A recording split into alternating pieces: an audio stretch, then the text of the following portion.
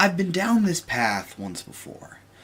One of my favorite games that I ever reviewed was Alan Wake. The theme, setting, atmosphere, characters, everything about it was wonderful. Well, okay, I didn't like having to sit around TVs and radios for so long to get background story elements. But then again, at the same time, it was better than them being forced in. I didn't have to stand around and listen. I could just move on.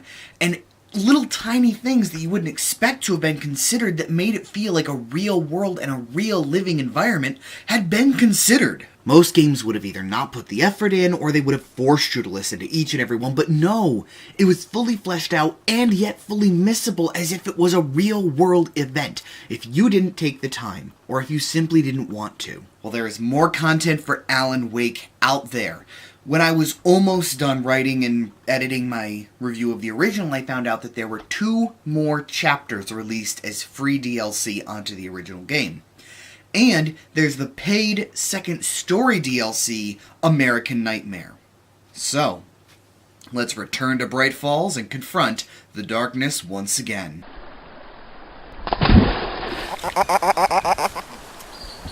I'll just be right up front and say, the extra 2 chapters on the main story are amazing.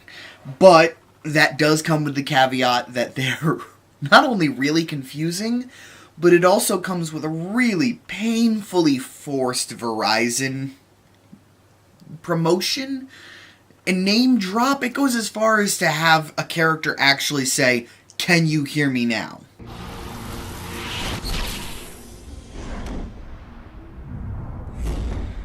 Wow, that's a product placement and a half. I hadn't expected that.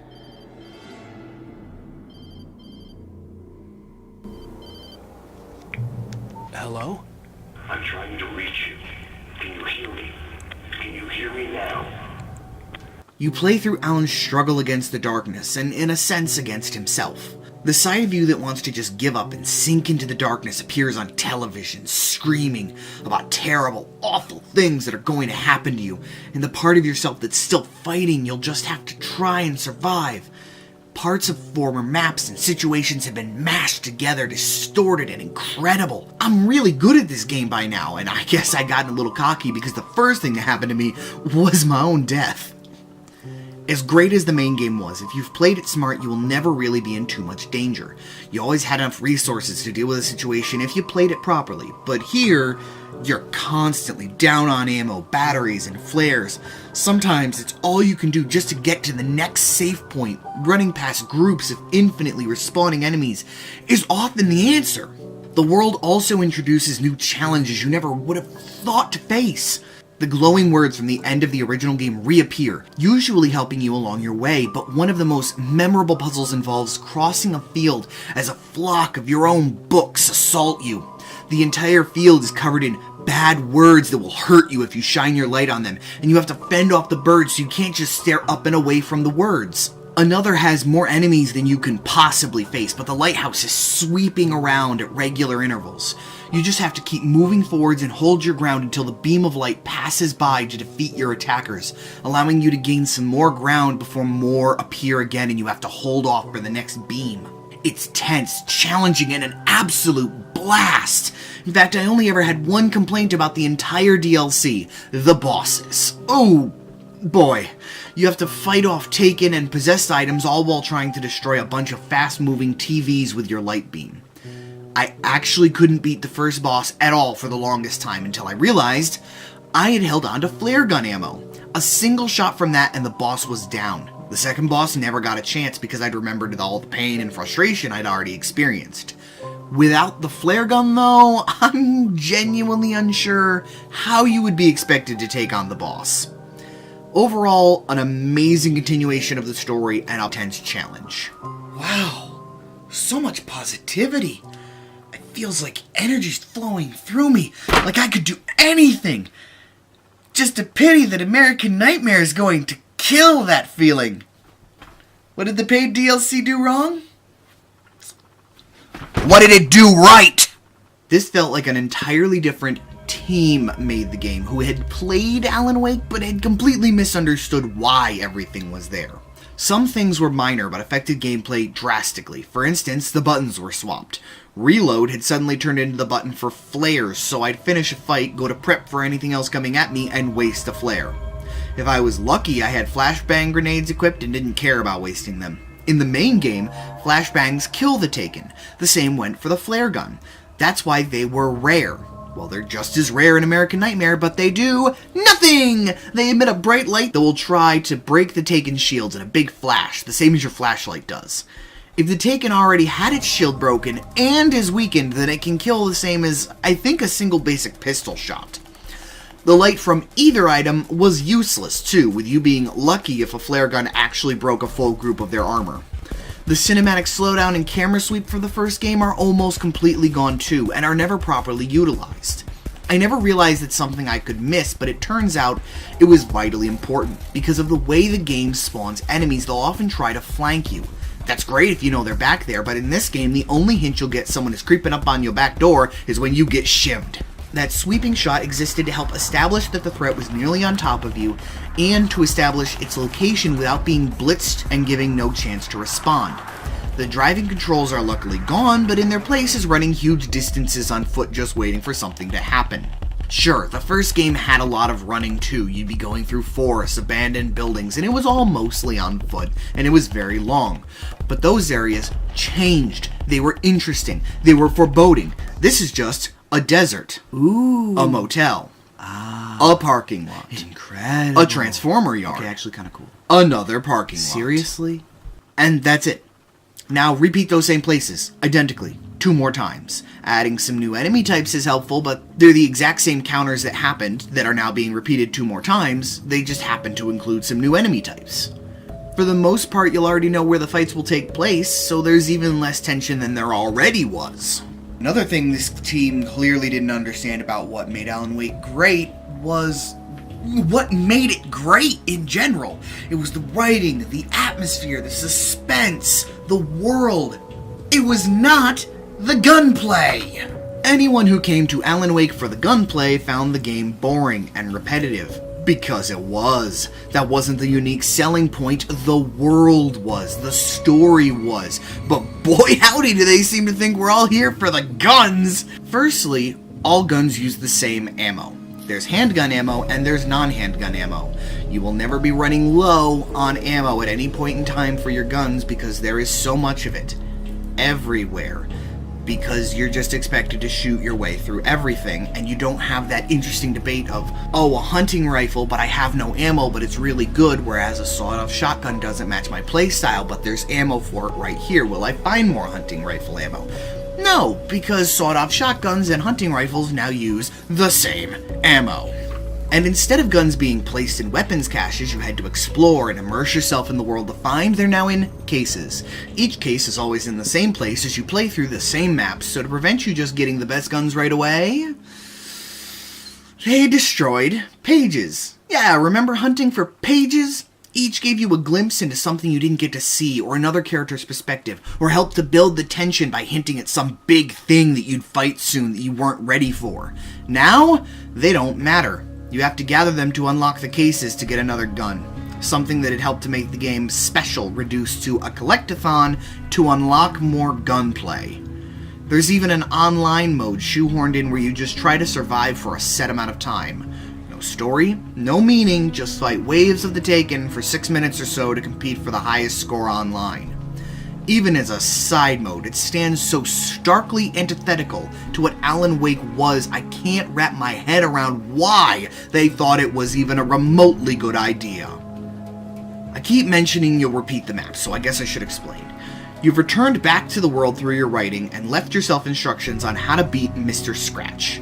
Yeah, remember him from the single cutscene that made no sense last time?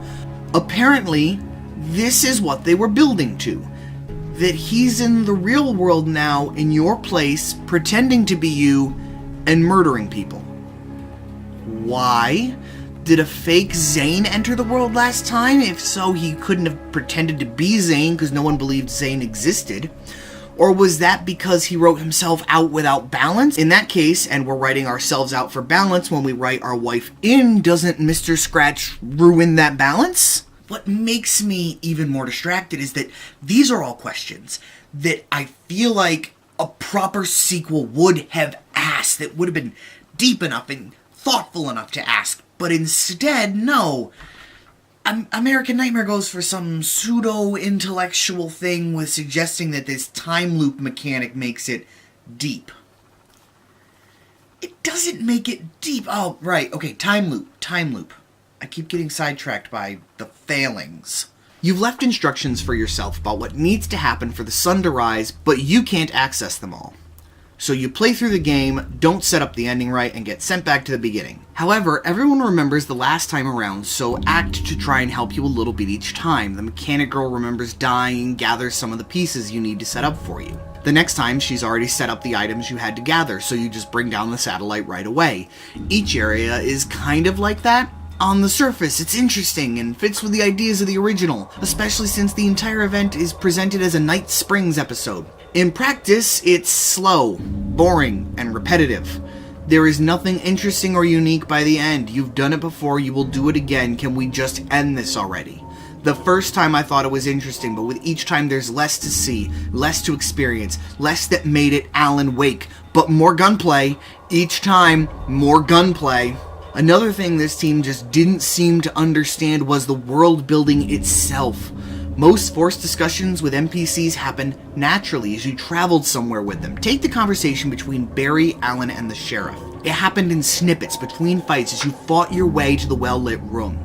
It helped establish, build, and even grow their characters naturally, both in and out of combat through small interactions. Even conversations that didn't work this way did not tie you down. Take the conversation between the park ranger and Alan when he goes to get his cabin. The ranger is sitting outside and can't go get the paperwork, so asks you to do so. If you stand around, the ranger and Alan will talk for a bit, completely naturally. If you go back inside to get the paperwork early, then that conversation simply ends and Alan starts talking to Barry, again, completely naturally and on his own. Now compare that to this game. You rescue the mechanic girl and are locked into a long conversation with her. You cannot escape it, move during it, or do anything. You have to simply stand there and listen to the entire conversation. It's not a badly written conversation, but it doesn't even progress naturally. You have to press a button to keep talking each time. It helps contribute to the world not drawing you in at all because there's just another disconnect between you and Alan each time you have to press it. Pushing down a button to make him say a predetermined line doesn't make you feel like you're the hero. It just makes you feel the game demanded your interaction to make sure that you were paying attention and hadn't used the meaningless conversation to go get another drink. And the conversation really is meaningless. None of the NPCs mean anything. Mechanic Girl dies until the last incarnation. Her only purpose is to tell you where to go on your first loop and to establish Mr. Scratch as a bad man. She has no deeper purpose, and what depth they try to give her as a character just makes her appear more shallow and desperately made. The next two NPCs are dead and aren't encountered after the first loop. Science Girl is absolutely meaningless. She gives you the printout, but why? She tells you Mr. Scratch was creepy. She controls the celestial camera. She asks you questions, so helps you to spout exposition, so that anything going on makes any kind of sense to the player. That doesn't make a good character and doesn't bode well for your game if you essentially have to put in a player surrogate to get questions answered repeatedly. Then you have Theater Attendant Girl. She doesn't even have to be encountered after the first loop, so I never bothered going back. She only serves to make Mr. Scratch seem more skeevy by having been brainwashed into sexual servitude towards him through the darkness. You know what else establishes Mr. Scratch as skeevy and does her job even better? The TV that you are required to find to continue the story, that if you continue to watch it instead of going away, you watch him murder someone after setting up for sex, and hearing him talk about other encounters with an absolutely unsettling pleasure. Matthew Porretta, you have my utmost respect as Alan and Scratch's voice actor, because that cannot have been an easy headspace or lines to get into to bring out with such a perfect vocal performance. While the acting performance from Ilka Ville was still impressive too, the voice work is what sold it.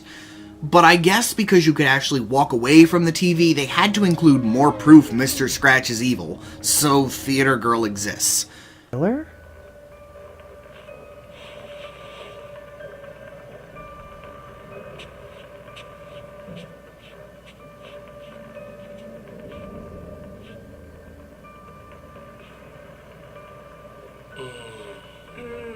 That's nice. I thought you'd like that. Are you tense? You feel a little tense. Maybe a little. I had a crappy day. Yeah? Don't worry, it's improving real fast. Yeah. Hey, don't stop. It's just getting good. Are we legit gonna see him kill her?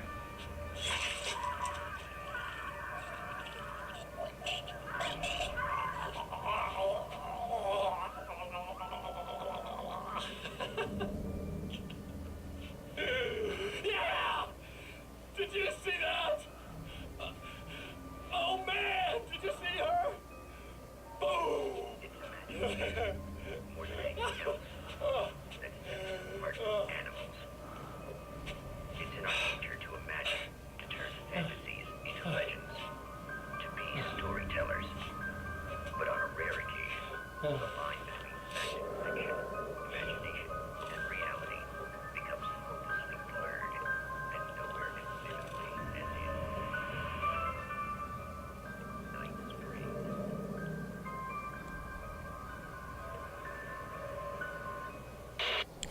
Okay then. Finally, you have Mr. Scratch himself. He shows up on screens, he taunts you and does something evil.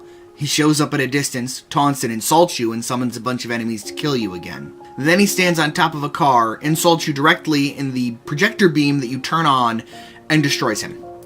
What a deep, meaningful use of the mystery and questions that the first game handed down to you. For one more example of how this game just doesn't get it, the best moment of the first game was the rock concert set piece. You found yourself on a rock concert stage used by the old gods of Asgard. Barry starts up the equipment by accident and you fight off waves of Taken while Children of the Elder God plays. The song is amazing and is capped off by fireworks and an explosion in time to the finale. This game knows that existed, so tries to play music at what it considers big battles. The music doesn't come from anywhere, has no in-world explanation, isn't choreographed to the fight the way Children of the Elder God was. It just exists because there was rock music in that one fight and people loved it. When the fight is over, it goes away again. You're never getting out of this wake, never! Don't worry, I'll take care of your wife and your life!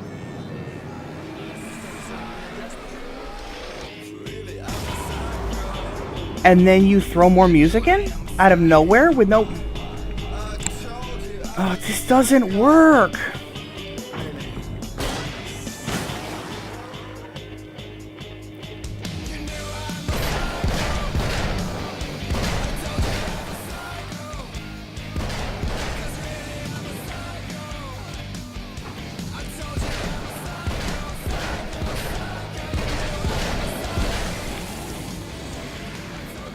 Double hillbillies cannot match up against my gun. What did I just say? To end the game, you get your final instruction. Everything else made sense that I didn't know it. The lamp was in this position, this poster was on the wall, it was this time. But the last instruction is, Alice's film was in the projector. Really? If I had actually looked around this room, like I would have trying to set anything up, and found a film made by my wife that I rescued and have not seen supposedly in about a year, is there any chance I would not have put that in the projector? That staggers all belief. Well, with Mr. Scratch essentially letting himself die, we see Alice's film, and in that film, she and Alan meet again on... Well, I think it thinks it's a desert? What is that perspective? Did you make a bonsai tree model desert and she found you tending to it? Did the editor find a generic desert picture and green screened in the actors and never zoomed in the desert to make it look like Alan wasn't capable of squishing Godzilla like an ant? You guys seem to clearly want to make movies, so what is your excuse for this? Then everything you did is undercut by the Night Springs outro suggesting a story within a story that could be retconned if they ever decided to make a real Alan Wake 2. It was an interesting idea. The team just clearly didn't understand where the focus needed to be placed or the skill to craft the story and atmosphere that Remedy did. The thing is, while Nitro Games seems to have been mostly responsible for American Nightmare, they did work on the first game too.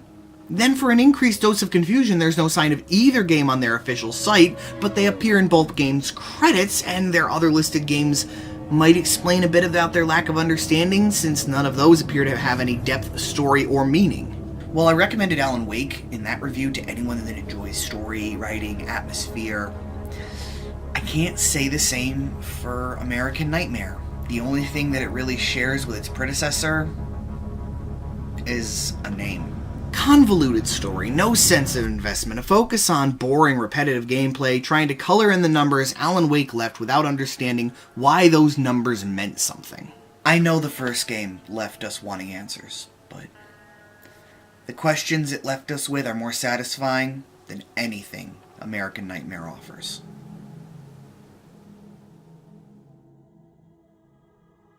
Alan Wake, American Nightmare. Too convoluted and entrenched in the original to be enjoyable to anyone who didn't enjoy the original, but a pallid mimicry of Alan Wake that feels like it was created by a team with no understanding of what made the original enjoyable in the slightest for anyone who even somewhat enjoyed that original. 5 out of 10.